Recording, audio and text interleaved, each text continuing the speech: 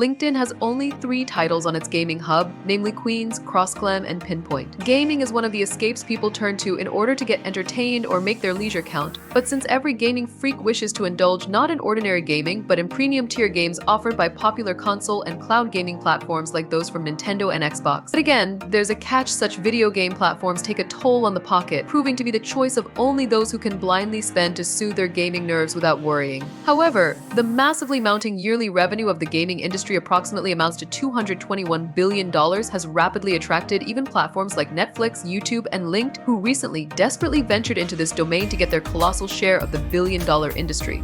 Netflix games and how to play them. The popular streaming platform Netflix has been offering games for almost 3 years now, boasting well-acclaimed titles like GTA, the trilogy, and Assassin's Creed, among 100 games in total that include those based on original series such as Stranger Things. Those willing to play Netflix games must get a subscription plan. The subscription plans on Netflix range from $6.99 to $22.99 a month. YouTube playables and how to play them. YouTube is quite a rookie when it comes to offering games, as it released YouTube playables only 2 months back in May 2024. The YouTube playables enticing catalog has over 75 games, including popular titles like Angry Birds Showdown and Cut the Rope. While YouTube playables were only limited to premium subscribers, YouTube games are now accessible to all YouTube users on desktop, Android, and iOS devices. The LinkedIn games and how to play them. Having debuted in the same month as YouTube playables, LinkedIn has only 3 titles on its gaming hub, namely Queens, Sudoku Style, Crossclam Trivia, and Pinpoint, similar to NYTE's Connections. With millions of people on its plate, Linked has an upper hand in retaining users with these games. The only feature that sets LinkedIn games apart is that people can only play these games with their immediate connections, meaning those they're directly connected with on LinkedIn.